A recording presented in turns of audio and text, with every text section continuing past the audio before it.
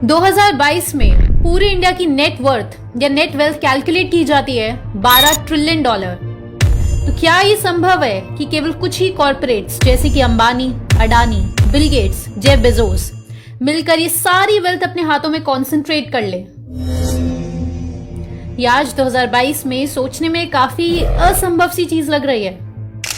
Bill Gates जिसकी net worth $124 billion है और साथ ही इंसान अमेरिका का 2,68,984 एकर्स फार्म लैंड खरीद चुका है और ऑलरेडी 2021 में ही बन चुका था अमेरिका का लार्जेस्ट फार्म लैंड ओनर।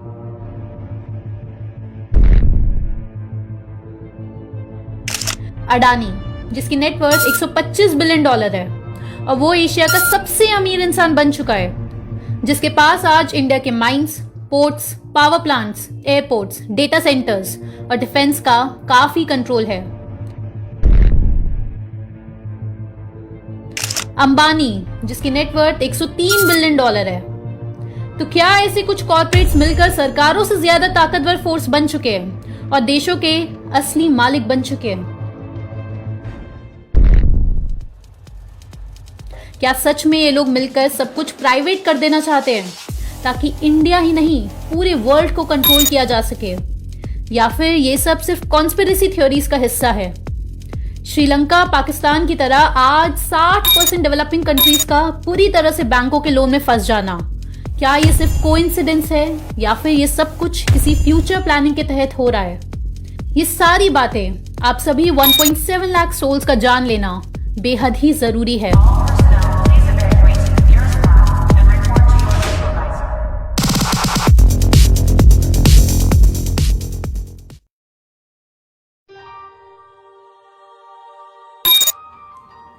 बर्फ से ढके स्विस एल्प्स के बीच एक शहर डावोस, जहां पृथ्वी के सबसे पावरफुल लोग मिलकर मीटिंग करते हैं, जो हर साल जनवरी मंथ में ऑर्गेनाइज कराई जाती है वर्ल्ड इकोनॉमिक फोरम के द्वारा। यहां पर Jeff Bezos, Bill Gates, Ambani, Adani और दुनिया का हर एलीट मौजूद होता है। लेकिन सबसे अजीब बात, यहाँ सिर्फ कॉर्पोरेट्स ही नहीं, यहाँ देशों के मिनिस्टर्स भी शामिल होते हैं और हमारे प्रधानमंत्री मोदी भी। और इसी वजह से ये डावोस समिट हमेशा कंट्रोवर्सी से घिरी हुई रहती है। लोगों का कहना है कि यहाँ द ग्रेट रीसेट बाय 2030, जहाँ कॉर्पोरेट्स ही सब कुछ ओन करेंगे, यानी वन वर्ल्ड गवर्नमेंट लाने की प्लानिंग की जाती है। लेकिन इस बात में आखिर कितनी सच्चाई है कि भविष्य ऐसा होने वाला है? बेहद ही महत्वपूर्ण जानकारी आपको बताई जाने वाली है। एक एक शब्द ध्यान से सुनिएगा।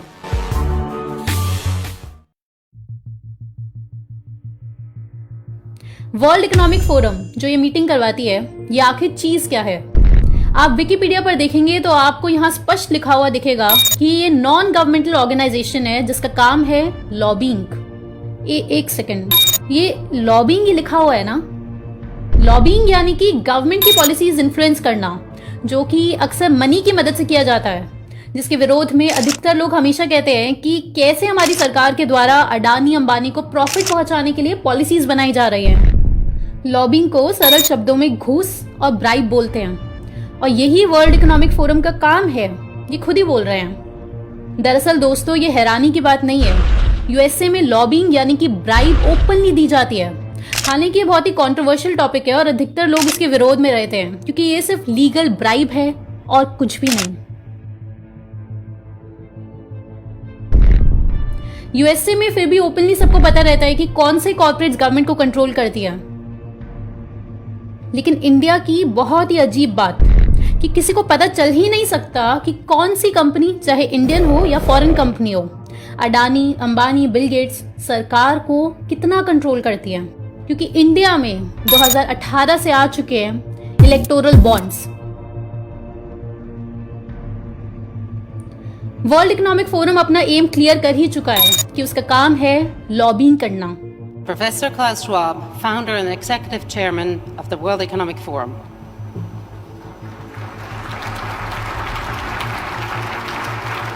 डावोस 2020 समिट, जो कि बेहद ही कंट्रोवर्शियल रही थी, जहां big tech giants, prime ministers, presidents के साथ मिलकर ये इस कंक्लूजन पर पहुंचे हैं कि अब दुनिया को और आप लोगों को जरूरत है द ग्रेट रीसेट की, यानी वर्ल्ड इकोनॉमिक सेटअप पूरी तरह से बदल देना चाहिए।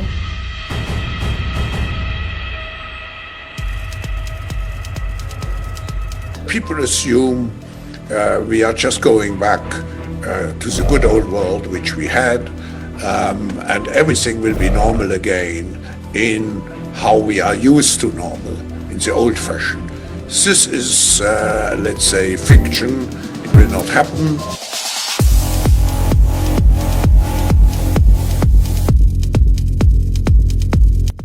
The great reset bye 2030। इसके 4 एम में से पहला एम है 2030 तक पूरी दुनिया में स्टेक होल्डर कैपिटलिज्म लाना, और प्राइवेट सेक्टर ही अब सब कुछ कंट्रोल करेगा। प्राइवेट सेक्टर ही जनता का ध्यान रखेगा और गवर्नमेंट का इंटरफेरेंस अब बिल्कुल कम या खत्म हो जाना चाहिए, जो कि सुनने में बहुत ही अजीब लग रहा होगा हमारे नए मित्रों को। तो जो लोगों का शक था कि इस दावोस मीटिंग में लॉबिंग के थ्रू सब कुछ प्राइवेट करने पर एलिट्स का डिस्कशन होता है, वो बात एकदम सही साबित होती है। और इससे भी अजीब, द ग्रेट रीसेट का मोटो है you will own nothing and you will be happy. ये कुछ ज्यादा ही अजीब है सुनने में। जब आप और डिटेल में पढ़ते हैं तो इनका कहना है कि सच में आप 2030 तक कुछ भी ओन नहीं करेंगे, ना ही टीवी, ना ही वॉशिंग मशीन, ना ही अपना घर। लेकिन ये अभी काफी काल्पनिक लग रहा है, क्योंकि ऑब्वियसली जनता ये होने नहीं देगी, है ना। वर्ल्ड इकोनॉमिक फोरम तो कुछ भी लिखता है अपनी वेबसाइट पर। क्या सच में इंडिया में भी एलीट्स गवर्नमेंट को कंट्रोल करने की तरफ आगे बढ़ रहे हैं? और क्या सच में द ग्रेट रीसेट इंडिया में अपनी जड़ें जमा रहा है? ये सब समझने के लिए आपको टाइम मशीन में बैठकर हमारे साथ पास्ट में चलना होगा। जनवरी 1991 इंडिया का फॉरेक्स रिजर्व से $1.2 बिलियन रह गया था, और जून 1991 तक ये $0.6 बिलियन रह गया था, और केवल 3 हफ्ते का और इंपोर्ट इंडिया कर सकती थी। पूरे देश में हर जगह क्योस थी, और फरवरी 1991 इंडिया अपना बजट तक नहीं पास कर पाया पॉलिटिकल टर्मोइल की वजह से। इंडिया की गवर्नमेंट बॉन्ड्स की मूडी रेटिंग इतनी गिर चुकी थी, जिस वजह से IMF और वर्ल्ड बैंक भी लोन देने को राजी नहीं हो रहे थे। उस वक्त की सरकार के हिसाब से जो आखिरी रास्ता बचा था वो ये था कि मॉर्गेज के रूप में देश का बहुत सारा गोल्ड विदेशी बैंकों में रखना। इसके जरिए IMF ने इंडिया को $2.2 बिलियन का लोन दिया, लेकिन बदले में 67 टन सोना कोलैटरल के रूप में रख लिया था। ये 67 टन कितना ज्यादा होता है आप ऐसे समझिए कि आज फरवरी 2022 में इंडिया के पास सिर्फ 764 टन गोल्ड है, और पाकिस्तान के पास है 64.6 टन गोल्ड।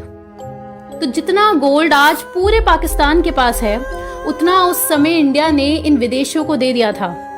और इस लोन के बाद से इंडिया की इकोनॉमी एक बहुत बड़ा मोड़ ले लेती है, और हमारे देश पर थोप दिए जाते हैं LPG रिफॉर्म्स, जिसने नींव रख दी थी देश को प्राइवेट हाथों में देने की, और ये थोपे गए थे IMF और वर्ल्ड बैंक के द्वारा। रिफॉर्म्स का एक बहुत मेजर हिस्सा था कि कैसे इंडियन इकोनॉमी को प्राइवेट सेक्टर के लिए ओपन किया जा सके। 1992 में इंडिया में FDI आई थी $132 मिलियन, और इन रिफॉर्म्स की वजह से 1996 तक FDI पहुंच गई थी $5.3 बिलियन। एक्सट्रीम जंप FDI में। 1996 में इंडियन गवर्नमेंट डिसइन्वेस्टमेंट कमीशन गठित करती है, जिसका काम ही ये था कि किस सरकारी कंपनी को प्राइवेट हाथों में दिया जाए और कितना हिस्सा दिया जाए, और इसका नाम बदलते बदलते आज DPAM हो चुका है। अब आप ये ग्राफ देखिए, आप हैरान रह जाएंगे कि सरकार ये कर क्या रही है। वित्त मंत्री कहती हैं कि हमने खर्च किया है, हमने खर्च किया है, हमने खर्च किया है, लेकिन बजट पढ़ने पर दिखता है कि हमने बेच दिया है, हमने बेच दिया है, हमने बेच दिया है। 2016 में सरकार ने PSUs बेचकर 46,247 करोड़ रुपीस रेस किए, और 2017 में अचानक 1,56,000 करोड़, 2018 में 84,972 करोड़ रुपीस, 2019 में 50,298 करोड़ रुपीस, और 2020 में 32,845 करोड़ रुपीस। और सिर्फ इतना ही नहीं, इस 2022 के मॉनसून सेशन में सरकार बिल पेश करने जा रही है पब्लिक सेक्टर बैंक्स को प्राइवेटाइज करने के लिए।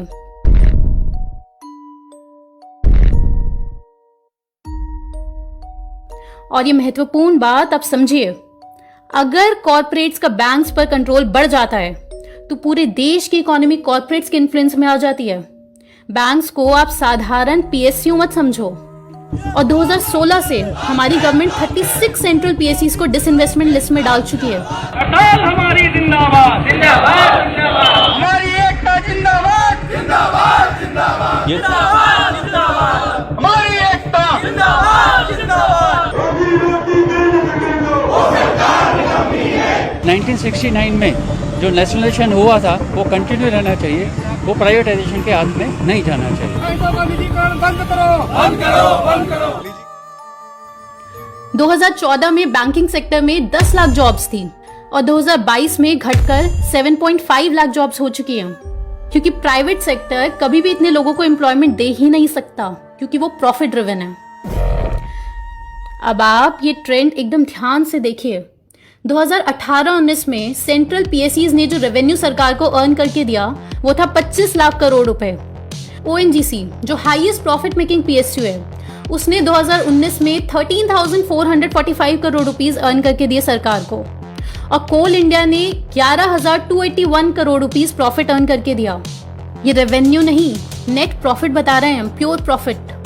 उसके बावजूद भी ओएनजीसी का 1.5% हिस्सा 3,000 करोड़ रुपीस में प्राइवेटाइज किया जा रहा है। आज से पहले आप सबको लगता रहा होगा कि रेवेन्यू रेज करने के लिए सरकार इंडिपेंडेंटली अपनी चॉइस से डिसइन्वेस्टमेंट और प्राइवेटाइजेशन कर रही थी और बाहर से किसी भी ऑर्गेनाइजेशन का इन्फ्लुएंस नहीं था। लेकिन हर साल होने वाली डावोस समिट का एम ही है द ग्रेट रीसेट, कि पूरी दुनिया में प्राइवेटाइजेशन हो जाए। और ये एकदम स्पष्ट हो जाता है इस बात से कि आईएमएफ और वर्ल्ड बैंक कर्ज में डूबे हुए गरीब देशों को जो उधार देती है, श्रीलंका, पाकिस्तान, तो वो उनके रूल्स एंड रेगुलेशंस में एकदम क्लियरली लिखा होता है कि ये फंडिंग प्राइवेट सेक्टर पर जानी चाहिए, जो कि जिम्मेदारी होती है आईएफसी नाम की ऑर्गेनाइजेशन की, जो कि वर्ल्ड बैंक ग्रुप का ही हिस्सा है। यही वॉशिंगटन कंसेंसस का एम है। तो आपको यहाँ से क्लियरली समझ जाना है कि हमारे देश को बुरी तरह धकेला जा रहा है द ग्रेट रीसेट की तरफ, जहाँ पर प्राइवेट ही सब कुछ ओन करेंगे। और ये बात अब छुपी हुई नहीं रही है। वर्ल्ड बैंक और आईएमएफ कैसे देशों को डेट ट्रैप में फंसाकर प्राइवेटाइजेशन को पुश करते हैं। बेहद ही जरूरी वीडियो है, आप यहाँ पर क्लिक कर लीजिए।